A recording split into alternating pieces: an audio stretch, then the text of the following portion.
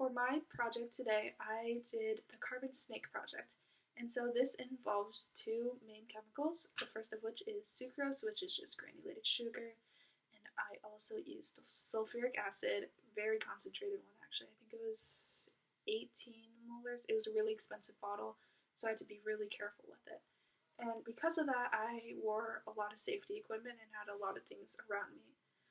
I tied up my hair, obviously, and wore safety goggles. I also wore a lab coat just to have long sleeves and pants in case I got any acid on me. It would go in my pants instead of my skin. I wore closed-toed shoes and gloves. Off to the side of me, I had a large vat of water. This is in case I got anything on my gloves, any acid, so I could just dunk them really quick. I also had a large box of sodium bicarbonate for the disposal, so I could just neutralize it. And I also had a fire extinguisher because I thought it'd be funny. I didn't use it. I didn't need it, which was good. And yeah, let's get into my demo. First off, I will be measuring out 85 grams of my sugar. So I will be using my kitchen scale to do this. So, yeah. Alright.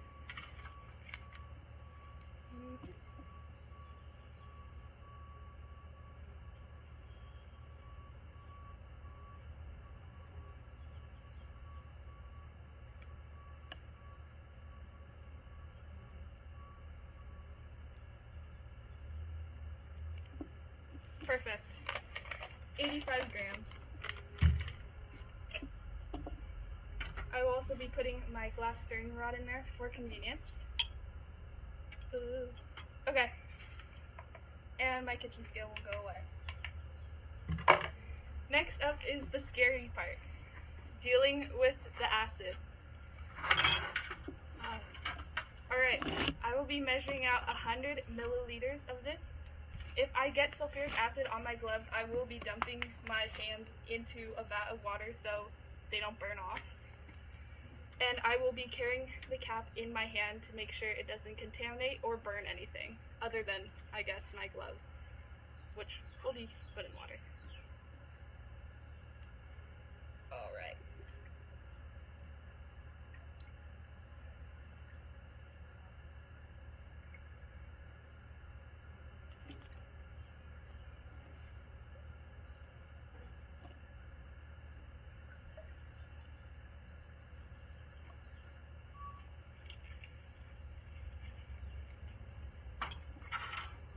Alright, I just dumped my hands in because I may have got in waters because I may have gotten acid on them, and I will be drying them off. Next up, I will be pouring my sulfuric acid into my sugar concentration and mixing it until it's fully combined, and then I will step back and wait for the reaction to happen.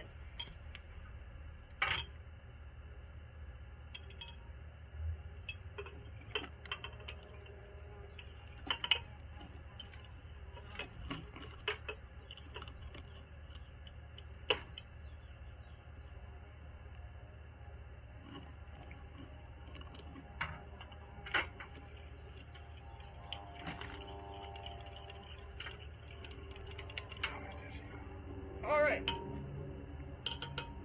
let's go.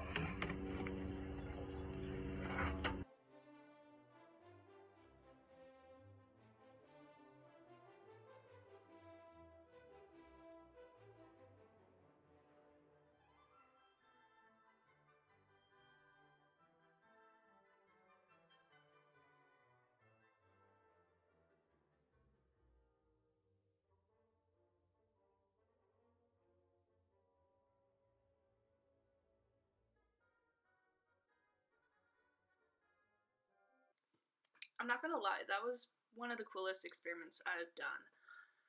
But honestly, I didn't really know what was happening until I looked afterwards. And so basically, what's happening is dehydration. Dehydration is where a chemical gets its water removed. So in this case, it's sucrose, which has the elements of carbon, hydrogen, and oxygen. So basically, the hydrogen and oxygen are being pulled out, and what you see left is the carbon, which is seen in this first equation. And then right below it is like the big complicated equation of like everything that's being added in. So first off, we got our sucrose, and then we added our sulfuric acid, and then that last one, O2, that's coming from the environment, that is oxygen gas. And then once these are all being added together, we get carbon in its solid form. That's like the big black column you see. And then there's also carbon dioxide gas, which is released into the environment, as well as water vapor. And there's also a little bit of sulfur dioxide. And so it's a pretty complicated equation, but it's just showing what's happening. And so now I want to go into like a more step-by-step process of what's happening. And so, yeah, the mixture, it starts off yellow, but it gets basically black really quickly, and this is because of the dehydration reaction, which actually produces a lot of heat as it's exothermic, and it causes the rate of reaction just to accelerate. And so the sulfuric acid first dehydrates the sucrose and the sugar to form carbon, which is then oxidized to produce gaseous carbon dioxide and sulfur dioxide. As the reaction progresses, the sugar dehydrates and water is pulled out, which dilutes the sulfuric acid in an exothermic reaction. This causes the system's temperature to increase, which then causes the liquid produced in the reaction to become steam, which makes the column just grow and grow, or I guess expand. And so you'll see a lot of smoke coming out, and that is that sulfur dioxide and carbon dioxide that I was talking about, and a little bit of that water vapor. And so it's pretty cool and all, but we got more to go. I was kind of disappointed with the height of the carbon column. You know, I did this project so I could get this huge cool column that I could just show off, but obviously didn't happen the first time around. So we're going to do a second trial where we're going to change things up. And so when thinking about what to change, it got me wondering, would sugar be the one that I should change? Because sulfuric acid is just doing the dehydrating stuff. So if I put in more sugar, it should make the column bigger because the column is just carbon and the carbon's coming from the sucrose. So here's the independent variables. First up is the amount of sugar. Yeah, our dependent variable will be the height of the column, again, because that's what I'm measuring and what I'm excited to see. It would be really hard to measure the amount of gases that it's producing. Our control will be the amount of sulfuric acid. We're going to be sticking with 100 milliliters. The bottle is really expensive, and I have about 500 milliliters, so I don't want to go out buying another bottle. The other control variables is the concentration of sulfuric acid. Since mine is almost pure sulfuric acid, I do not want to be diluting with that because I honestly just don't know how to, and since my dad is not the best chemistry person out there, we just don't want to be messing around with that. And our last control will be the type of sugar. We're going to be sticking with plain granulated sugar because it's cheap, and I feel like if I were to change the type of sugar, it could temper with my results. And so what is going to be my change? What is going to be my new design? Basically, we're going to keep everything the same, except for we are going to be going from 85 grams of sugar to around 120 grams of sugar, basically increasing it by 50%, and hopefully that will give me the results I want.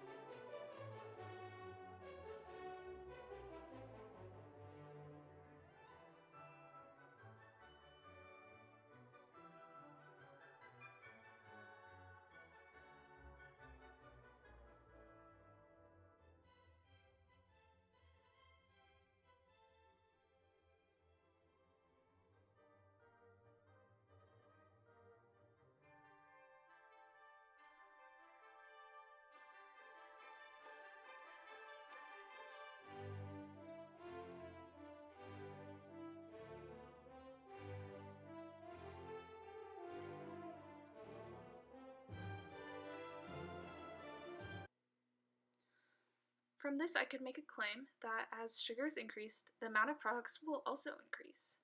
And so when we're looking at both iterations, in the 85 grams of sucrose, the column did not exceed the beaker, while in the 120 grams of sucrose experiment, the column exceeded the height of the beaker by far. And so how does this relate to anything? Well, carbon is the only thing I could visibly measure that would show if the rate of the reaction increased or decreased.